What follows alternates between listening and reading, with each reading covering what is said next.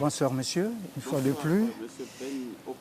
Alors le thème qui fera l'objet de ce numéro, de cette émission donc, de Mediacom Plus Eco.com porte sur le secteur privé congolais, force et faiblesse.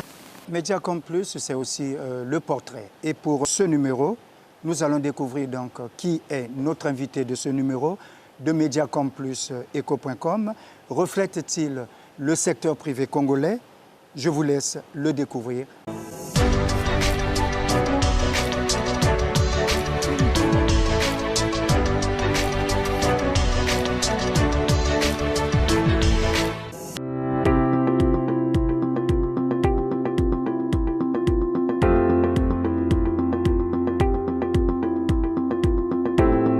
Avec 22 ans d'expérience de dirigeant des entreprises et 8 ans de management d'organisations patronales, Paul Nestor Mwandibintinga est bien rompu à la tâche.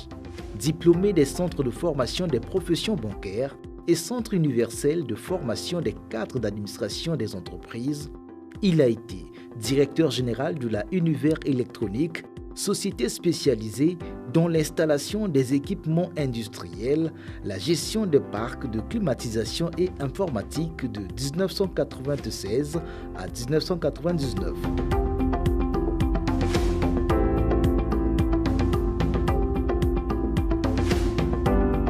Depuis 2000, il préside aux destinées de la société Global Business Congo, spécialisée entre autres dans la recherche des financements des projets étatiques, des entreprises tant publiques que privées, les constructions des bâtiments, les trades et la gestion immobilière où il est directeur général.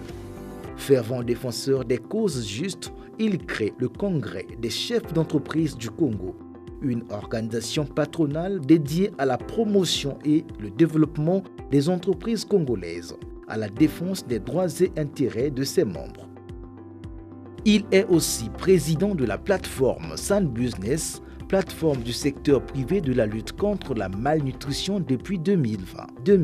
Il croit dur comme fer à l'épanouissement d'un secteur privé congolais compétitif et s'y emploie sans relâche.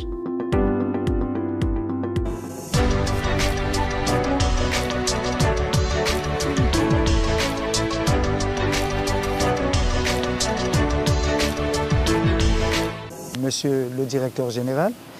Alors, le secteur privé congolais, force et faiblesse, c'est le thème de notre émission. Est-ce que le secteur privé congolais existe-t-il réellement? Merci pour la question. Comme vous le savez, notre pays, pendant plusieurs années, était orienté vers une économie planifiée avant qu'on arrive à l'économie de marché. Et donc, l'entrepreneur congolais n'était pas préparé à la concurrence. Mais avec la libéralisation de l'économie, vous allez constater avec moi que le secteur privé congolais est en train de se chercher. C'est pas facile parce que pendant le monopartisme, nous avons acquis des comportements. Du genre, il y avait des slogans qui disaient « abat le capitalisme » et ces slogans-là ont tiré vers le bas le secteur privé. L'initiative privée n'était pas encouragée. Mais avec notre nouvelle constitution, la mise en exergue l'économie de marché, permet aujourd'hui aux entreprises de s'exprimer. On ne peut pas dire aujourd'hui que le secteur privé congolais n'existe pas. Il existe bel et bien. Il existe d'ailleurs, parce que vous n'avez qu'à voir, tout ce qui se fait au Congo est fait par le secteur privé. Il y a des gens qui ne comprennent pas que même la nourriture que nous mangeons, sont des activités du secteur privé. Les voitures que nous utilisons sont le secteur privé. Les maisons à laquelle nous habitons, c'est le secteur privé. Donc le secteur privé est présent dans toute notre vie. Le secteur privé est présent, mais il se cherche Vous savez que notre économie, depuis quelques années, connaît des difficultés suite à la chute des cours des matières premières. Et le secteur privé n'est pas resté indifférent. Il est influencé par cette chute, ce qui fait que le secteur privé est en train de se chercher. Nous allons y arriver. On ne va pas faire le procès du socialisme ou du monopartisme. Ça a été une époque et on a tourné la page de cette époque. Nous voici donc dans l'économie libérale et l'économie du marché. Et donc le secteur privé aussi doit s'arrimer justement à la donne actuelle. Alors, vous vous plaignez du fait que hier c'était le monopartisme qui régnait. Vous n'avez pas le temps de vous exprimer. Vous étiez un peu comme réduit au mutisme. Aujourd'hui, le multipartisme arrive, le libéralisme aussi. Est-ce que la législation en vigueur vous protège-t-elle? Oui, bon, déjà au niveau de la création d'entreprises, aujourd'hui il n'y a plus de difficulté pour créer une entreprise. Vous savez que par le passé, pour créer une entreprise, le dossier devait passer par un certain nombre de mécanismes, notamment le contrôle ADST et autres. À ce niveau, je crois qu'aujourd'hui, en moins de temps, une entreprise peut être créée au Congo. Et vous constaterez avec moi que de plus en plus, il y a beaucoup d'entreprises qui se créent. Parce que la législation le permet. Malheureusement, et ça c'est dans les faiblesses que nous allons constater, sur 100% de sociétés créées, il y a près de 80% de sociétés qui se meurent à cause de l'environnement difficile, avec la parafiscalité et tout ce que l'on en sait. Sinon, au niveau des dispositions juridiques, au niveau de la loi, je crois que la loi protège. Il y a des dispositions législatives qui protègent les entreprises congolaises. Il faut qu'on revienne. Vous avez évoqué un problème majeur, la parafiscalité, qui devient comme la chape de plomb qui pèse sur vous. Mais quelque part aussi, on vous fait deux reproches. Le premier, à mon avis, est indépendamment de vous, parce qu'il s'agit de la conjoncture que vous avez évoquée, la crise économique et financière qui a mis à genoux toutes les économies de la planète. Mais il y a aussi un autre fait qui est de votre responsabilité. Il s'agit de l'aspect structurel. Parce qu'on dit que le secteur privé congolais n'est pas organisé, vous n'avez pas de conseil d'administration, vous n'avez pas de bilan, et vous vous promenez avec des entreprises dans le sac. Et là aussi, c'est difficile que vous trouviez un partenaire qui puisse venir nouer le partenariat avec un chef d'entreprise qui n'a pas de bureau, qui ne tient pas de comptabilité, qui n'a pas de conseil d'administration. Ça aussi, c'est de votre responsabilité. Et que répondez-vous? Oui, nous avons encore ces problèmes au niveau du secteur privé, parce que certains opérateurs économiques sont arrivés par opportunisme. Mais je dis aussi qu'il y a des entreprises, chez nous au Congo, qui respectent les règles de gestion d'entreprise. Ah oui. Ça se passe partout, hein. Vous vous promenez dans tous les pays africains, vous allez voir que le secteur informel a pris le dessus sur le secteur formel. Je vous ai dit tout à l'heure que nous sommes en train de travailler, nous sommes en train de nous chercher, n'est-ce pas, à nous frayer un chemin pour donner au secteur privé les moyens qu'il faut pour que nous soyons également respectés et que les pouvoirs publics arrivent à nous faire confiance. C'est un combat que nous sommes en train de mener. Et là, dans le secteur qui concerne le syndicat, le patronat. Et au niveau de notre patronat, nous organisons des formations dédiées aux entreprises afin de leur doter des capacités capables de répondre à la concurrence, de mieux gérer leurs entreprises et leur montrer comment négocier avec une banque, comment gérer sa fiscalité, son personnel. Et ça, c'est notre cheval de bataille. Au niveau du Congrès, on a déjà, depuis une année, organisé plusieurs séries de formations à l'endroit des entreprises. On est conscient, c'est la situation économique qui a fait qu'aujourd'hui, ces entreprises se retrouvent, pour la plupart, sans bureau.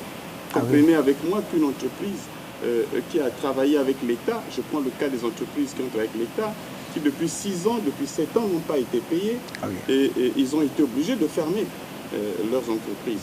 Mais avec la relance que nous sommes en train d'envisager, les entreprises vont pouvoir reprendre leurs énergies, à pouvoir se restructurer.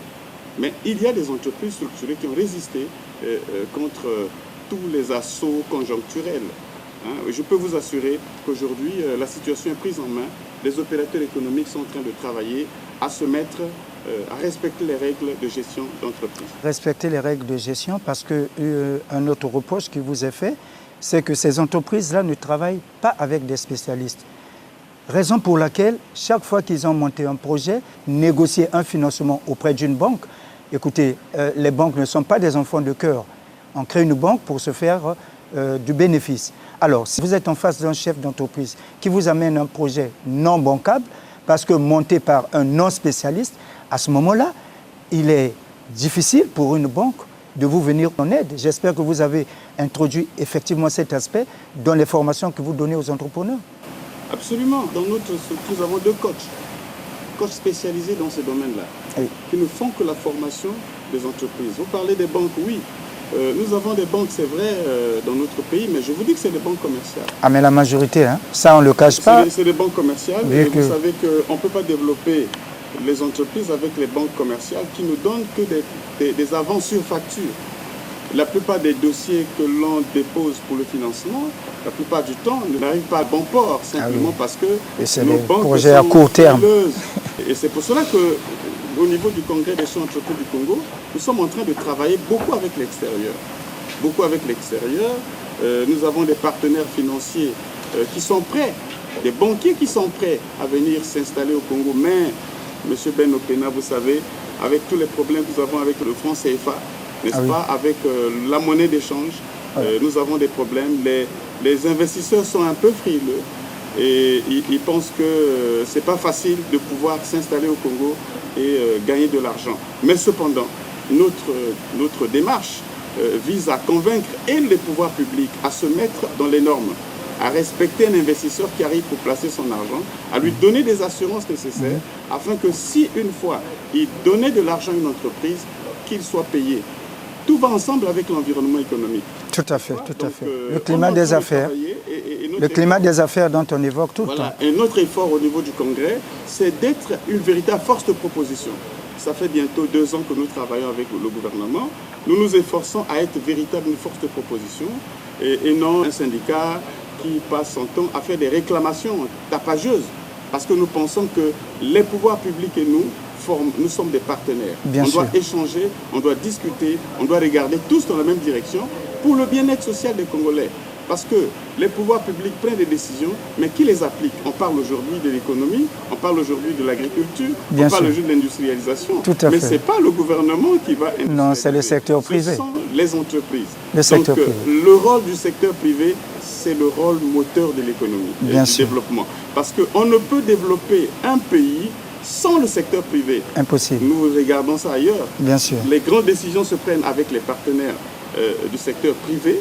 Et si on les met de côté, alors on va toujours patauger et notre dette ne sera jamais réglée parce que l'État n'aura pas les moyens, les ressources nécessaires pour faire face à ces différents charges.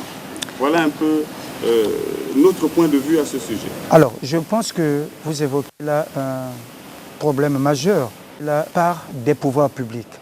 Et j'ai encore souvenir que 2015 avait été déclarée l'année de l'entreprise.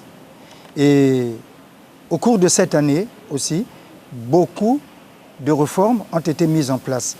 Je parle aujourd'hui de l'adoption, de la promulgation des lois du premier périmètre afin de rendre opérationnel le dispositif d'appui et d'accompagnement des entreprises en général et des très petites entreprises et petites, moyennes entreprises en particulier. Alors aujourd'hui, encore, à cause de la pandémie qui a mis à genoux la majorité des économies du monde, le gouvernement n'a pas croisé les bras.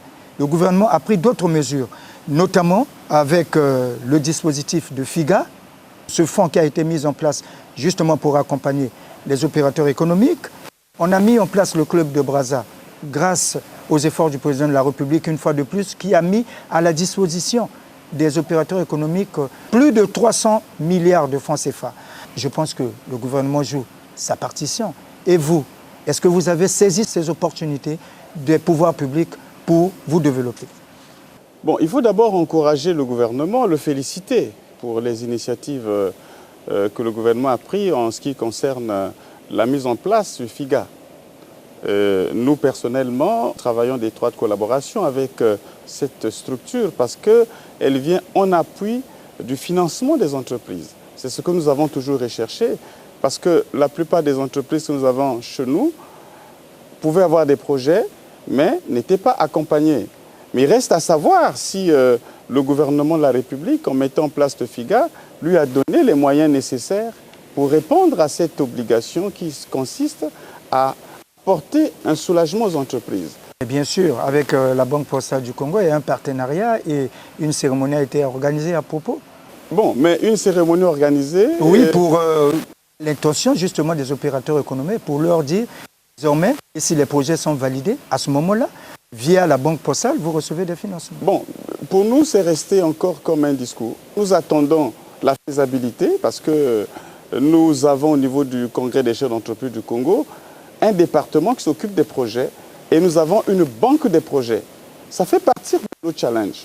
Parce que notre challenge, c'est apporter aux opérateurs économiques les moyens qu'il faut afin qu'ils soient capables d'apporter leur part à la relance de la machine économique. C'est pour cela que j'ai félicité le gouvernement lorsqu'il a mis en place le FIGA. Oui. C'est une très bonne chose. Mais il faut aussi que le FIGA fasse sa promotion, discute avec les entreprises, les patronats, pour que nous puissions comprendre quelles sont les stratégies qu'ils ont mises en place pour accompagner les entreprises. Nous sommes très intéressés par ça et nous saisissons toutes les occasions qui seront mises à notre disposition par le gouvernement afin de accompagner les chefs d'entreprise. Déjà, nous le faisons nous-mêmes dans le cadre de notre patronat. Maintenant, vous avez parlé du Club de Brazzaville. Club de Brazzaville avec pour les 300 milliards. Une bonne initiative du gouvernement, des banquiers, parce que c'était d'abord la volonté des banquiers qui ont pensé régler la situation de la dette intérieure. Le Club de Brazzaville, c'est un peu mitigé. Parce qu'il y a des opérateurs économiques qui ont été choisis dans le cadre de cette opération qui ne sont pas payés jusqu'à aujourd'hui.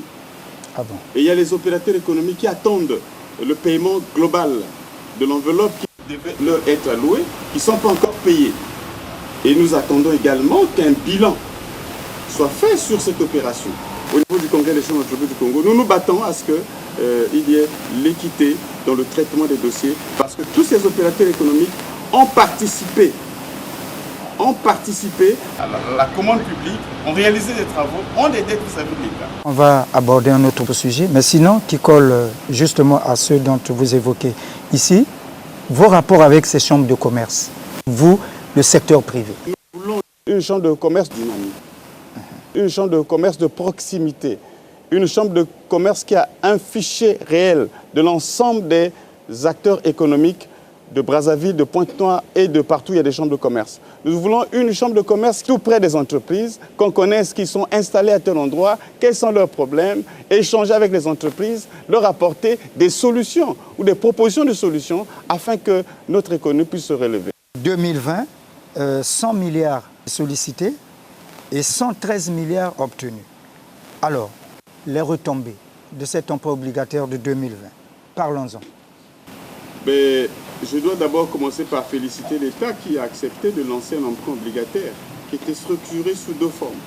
Il y avait une partie cash, une partie obligation, donc une partie qui devait aller sur le marché secondaire avec les titres.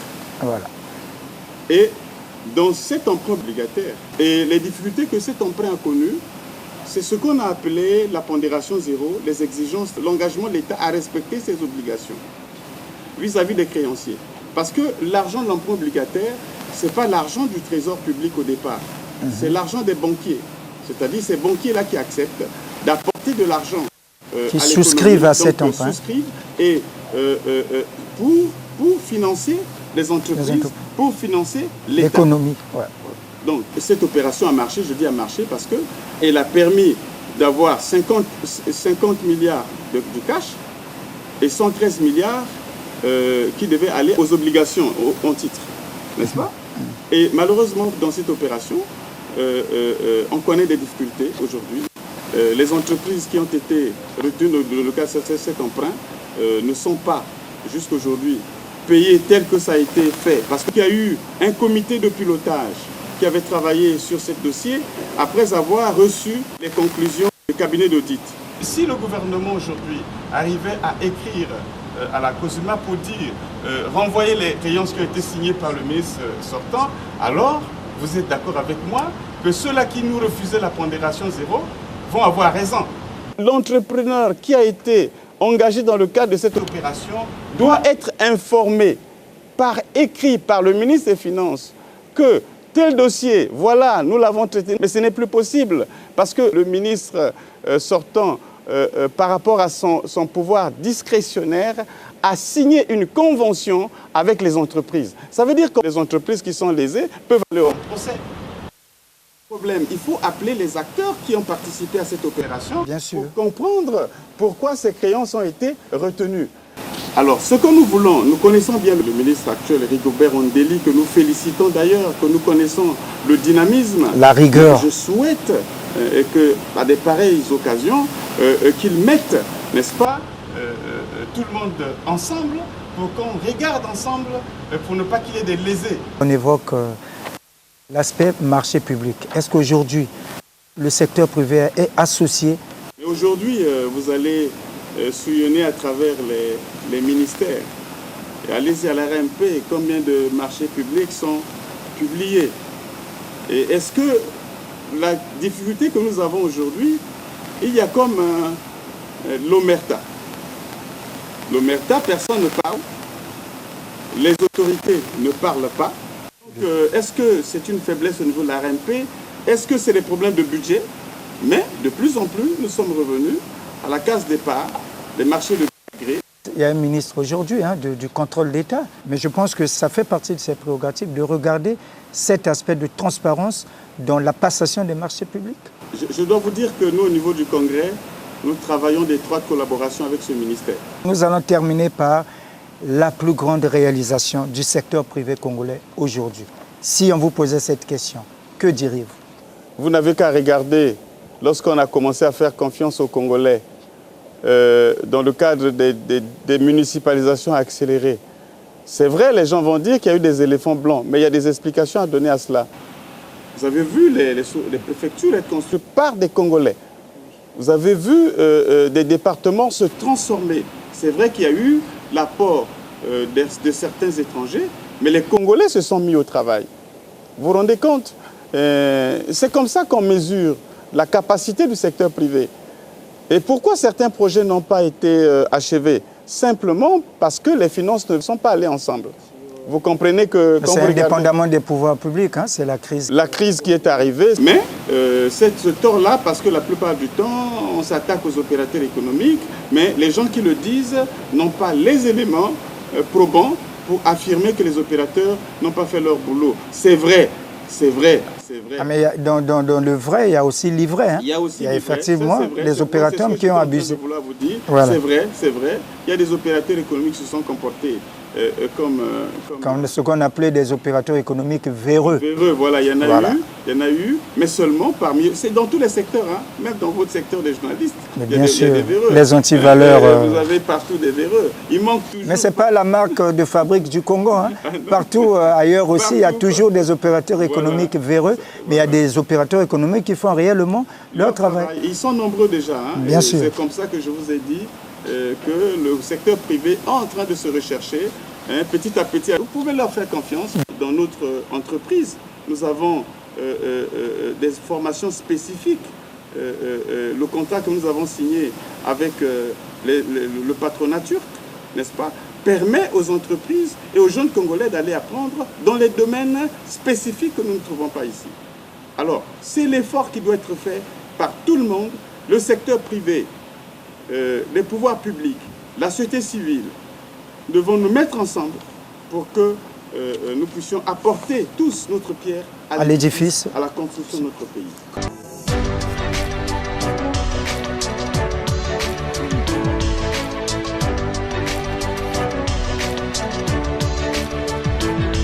Le dossier de cette émission, le Mediacom plus Eco.com, mettra en exergue l'entrepreneuriat féminin au Congo.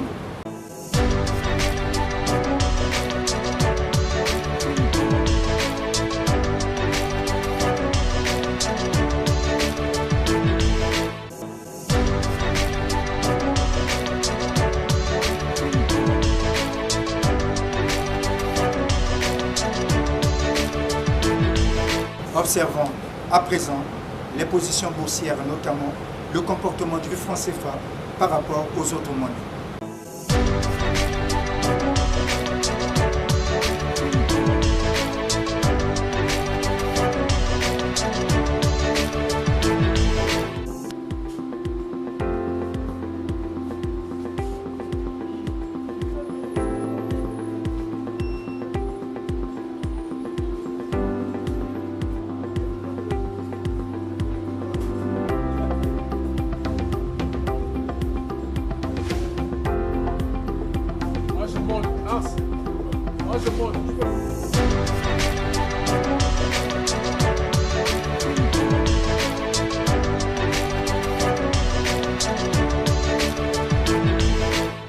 Chers téléspectatrices et téléspectateurs, nous sommes arrivés donc au terme de notre émission. Et merci donc à vous qui nous avez suivis. Merci infiniment à Elbo Suite une fois de plus, ce cadre paradisiaque qui a abrité ce numéro de Mediacom Plus Eco.com. C'est l'économie sous les projecteurs. Je veux également remercier M. Mwandibi, le directeur général de la société Global Business Congo, qui fait la fierté du secteur privé congolais. Prenez donc soin de vous. Le rendez-vous est pris pour le prochain numéro. Merci et restez branchés sur les programmes de Télécongo. Coronavirus oblige. Hein?